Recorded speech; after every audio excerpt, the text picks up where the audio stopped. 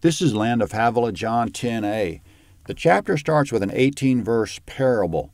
To understand the parable, we have to understand the necessity of shepherding in Israel as opposed to keeping the sheep in a fence. A flock of sheep in Israel needed a very large grazing area because the land was dry and grass was sparse. It wasn't an option to put fencing around that much land. There had to be shepherding. Plus, the sheep needed protection from wild animals and thieves. For the shepherd, it was an endless task of walking, standing, and guarding the sheep, constant exposure to the elements, plus potential danger. It was only for the dedicated. There were only a few things that could motivate a person to do a job like that. The first was ownership. If a person owned the sheep himself, he was automatically motivated. The sheep's welfare was his welfare. Pay would be a motivator, but it didn't pay much. Then there was the internal desire to be faithful to the owner if the shepherd happened to care anything about the owner. Such was the case of Joseph. His father owned the sheep. He loved his father and was faithful to his father, but his brothers not so much. Joseph took good care of the father's sheep, and his brothers didn't. Genesis 37:2. Jesus told Peter, "If you love me, tend my sheep." John 21:16. Lastly, there could be a love for the sheep themselves. David was an example of this. He snatched his sheep out of the mouths of a lion and a bear, 1 Samuel 17:34. This wasn't for any commercial reason. His father would have told him, "Don't ever do that," but David loved the sheep. The Scripture calls Jesus Son of David at least 15 times. David loved the sheep and was willing to lay down his life for them.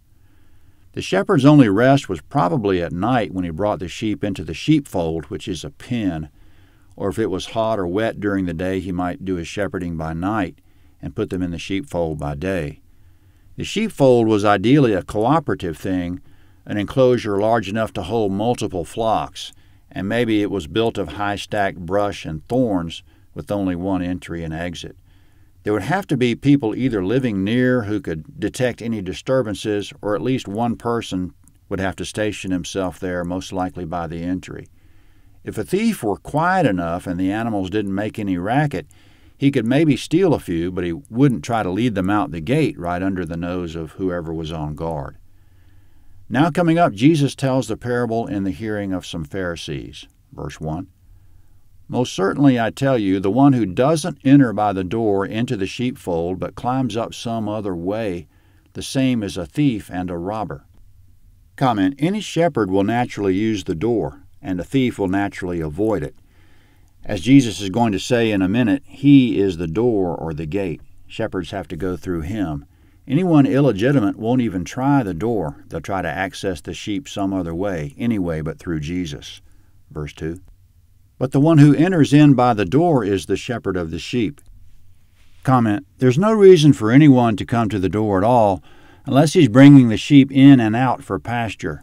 If the Pharisees want to feed and water the people in a spiritual sense, they'll either come through Jesus or they're illegitimate. In the coming verse, Jesus speaks of the doorkeeper or gatekeeper, but he never says who that is, whether it's he or the Father. Verse 3. "The gatekeeper opens the gate for him, and the sheep listen to his voice. He calls his own sheep by name and leads them out. Whenever he brings out his own sheep, he goes before them, and the sheep follow him, for they know his voice. They will by no means follow a stranger, but will flee from him, for they don't know the voice of strangers." Comment: The parable could be a little confusing in these verses, with Jesus beforehand calling himself the door. Then there's the doorkeeper whom he doesn't identify, but that must be either he or the Father.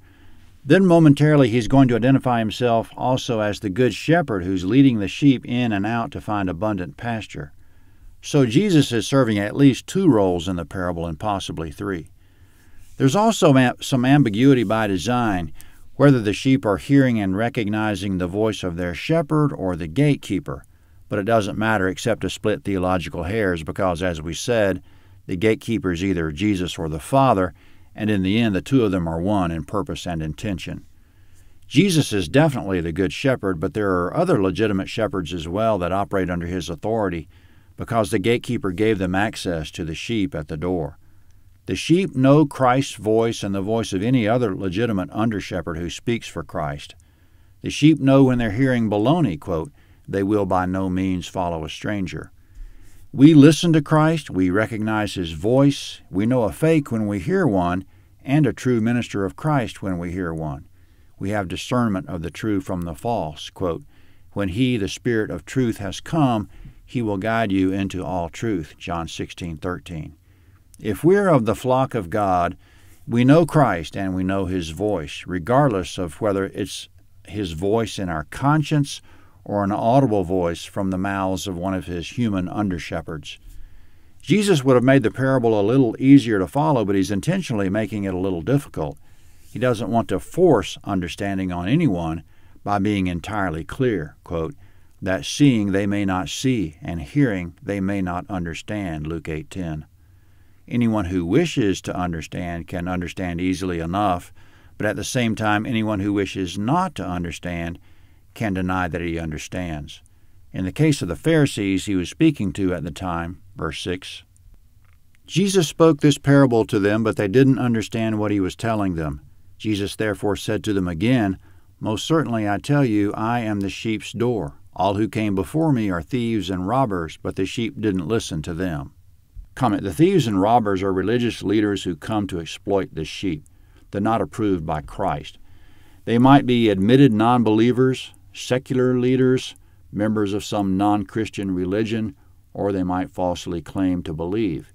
If they don't come truly through Christ, they're not legitimate. The sheep know the difference. Any true believer can detect a false minister, quote, the sheep don't listen to them, end quote. Verse 9, I am the door. If anyone enters in by me, he will be saved, and will go in and out, and will find pasture.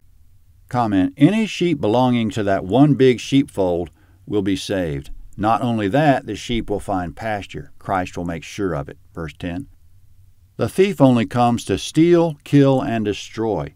I came that they may have life and may have it abundantly. Comment, ultimately the thief is Satan. He comes to steal the sheep, kill the sheep, and destroy the sheep, never to benefit them. But Christ comes to give the sheep abundant life, the best life a sheep can have, as in Psalm 23, quote, the Lord is my shepherd, I shall not want. He makes me lie down in green pastures. He leads me beside still waters. He restores my soul. He leads me in the paths of righteousness for His name's sake. Even though I walk through the valley of the shadow of death, I will fear no evil, for Thou art with me. Thy rod and Thy staff, they comfort me. You prepare a table before me in the presence of my enemies. You anoint my head with oil. My cup runneth over. Surely goodness and mercy will follow me all the days of my life, and I will dwell in the house of the Lord forever. End quote. That's the abundant life. If a sheep is lying down in green pastures, he's already had so much grass, he's not even bothering to graze at the moment. Verse 11. I am the good shepherd. The good shepherd lays down his life for the sheep. He who is a hired hand and not a shepherd, who doesn't own the sheep, sees the wolf coming, leaves the sheep and flees. The wolf snatches the sheep and scatters them.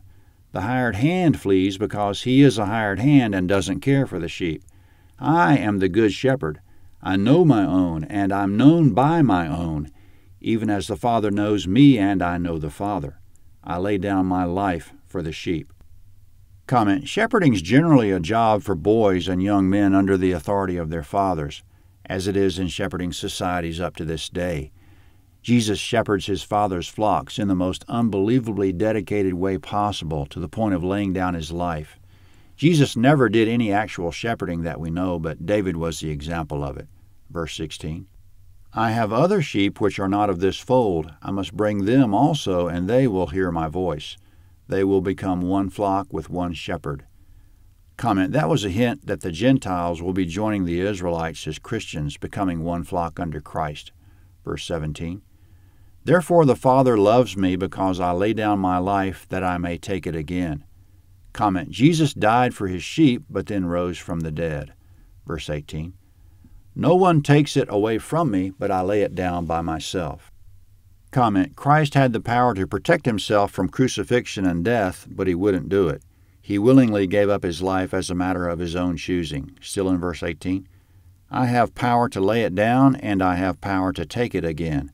I received this commandment from my Father.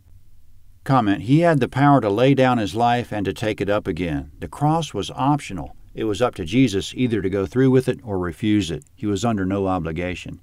If he chooses to go through with it, the Father approves of resurrection. Verse 19. Therefore a division arose again among the Jews because of these words. Many of them said, He has a demon and is insane. Why do you listen to him? Comment: Some choose to say he doesn't make sense. He's a raving madman. Verse 21.